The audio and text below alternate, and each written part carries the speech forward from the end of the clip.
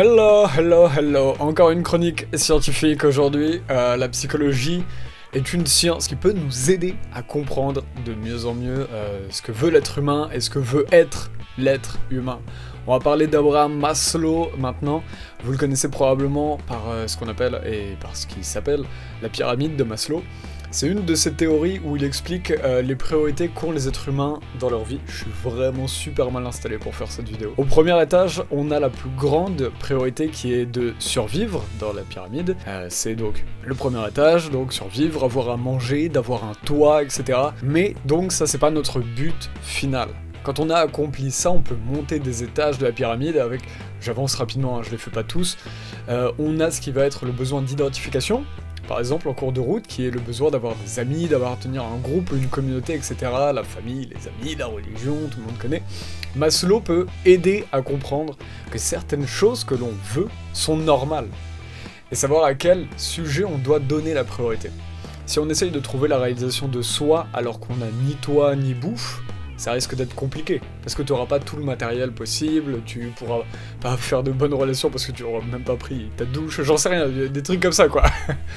Et donc, il y a d'autres étages dans la pyramide de Maslow, jusqu'au but final qui est de s'accomplir, qui est donc le dernier but que l'on doit chercher à atteindre, mais qu'encore aujourd'hui, trop de gens oublient l'aspect réalisation de soi dans leur vie. Le but final des humains, selon Maslow, c'est, je cite, de devenir tout ce dont ils sont capables.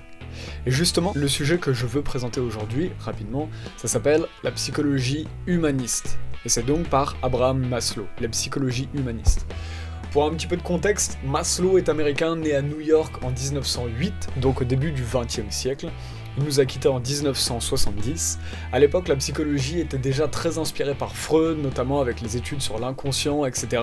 Et là où Maslow va révolutionner les manières de faire de la psychologie, c'est que pour lui, l'être humain n'est pas un sujet d'expérience passif comme ça, juste un rat de laboratoire ou je sais pas quoi, mais que nous sommes chacun acteur, actif. Chacun de nous, et c'est scientifique, a sa propre spécificité, car on est tous drivés par cet objectif que l'on a de se réaliser le plus possible, d'atteindre une forme d'état où on est en paix, autant avec nous-mêmes que dans la société. Donc pour certains ça paraît normal de dire ça, mais encore une fois là, une théorie scientifique, ça montre que Maslow et d'autres psychologues ont réussi à prouver que c'était pas juste une lubie qu'on a de vouloir s'auto-réaliser, mais que c'est vraiment vrai. Même si toutes les théories scientifiques sont pas forcément vraies, donc voilà, faut prendre les trucs avec des pincettes. Bref, Maslow a eu la distinction d'humaniste de l'année en 67 par l'association humaniste américaine, ça vaut ce que ça vaut, je sais pas ce que ça vaut.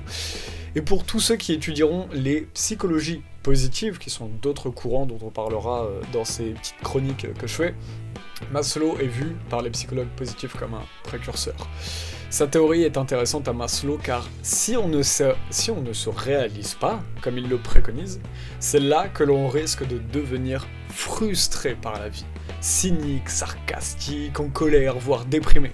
Donc, une des choses intéressantes avec Maslow, c'est le fait qu'il est démontré que l'être humain est drivé par ce besoin, car ça nous apprend que si l'on ne travaille pas à faire les activités qui nous épanouissent, dans ce cas on est probablement à côté de la plaque ou quelque chose dans le genre. Et justement je vais conclure avec une réflexion que au moment où je fais cette vidéo, on peut faire un parallèle avec la société comme en France aujourd'hui où beaucoup ont des travaux qui leur assurent les premiers étages de la pyramide de Maslow.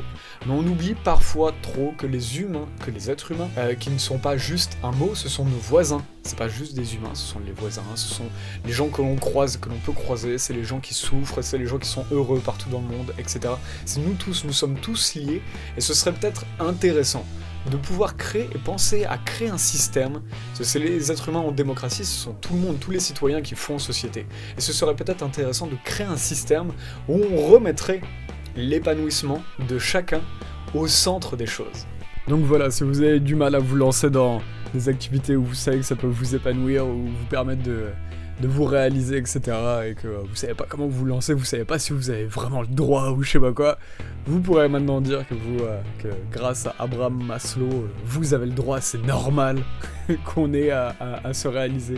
Et je pense que c'est quelque chose qui arrive beaucoup à la fin de vie, enfin pas à la fin de vie, mais C'est quand en anglais ils appellent ça les midlife crisis, c'est quand vers la quarantaine, ouais bah la crise de la quarantaine, nous on est en France, bah, c'est ça, c'est qu'il y a un moment donné, même si t'as tes enfants, même si t'as assuré la survie avec, tu peux payer de la bouffe, tu peux payer un toit, tu peux payer un lit, etc.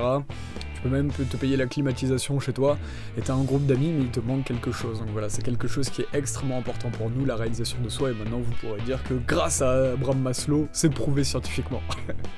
C'était une intro, réfléchissez-y comme d'habitude, merci de m'avoir écouté, mettez en commentaire si vous avez des idées, on pourra en débattre ensemble.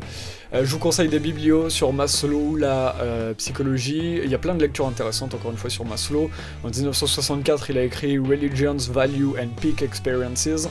En français ça donne l'accomplissement de soi, la motivation à la plénitude. De la motivation à la plénitude, putain j'arrive pas à dire.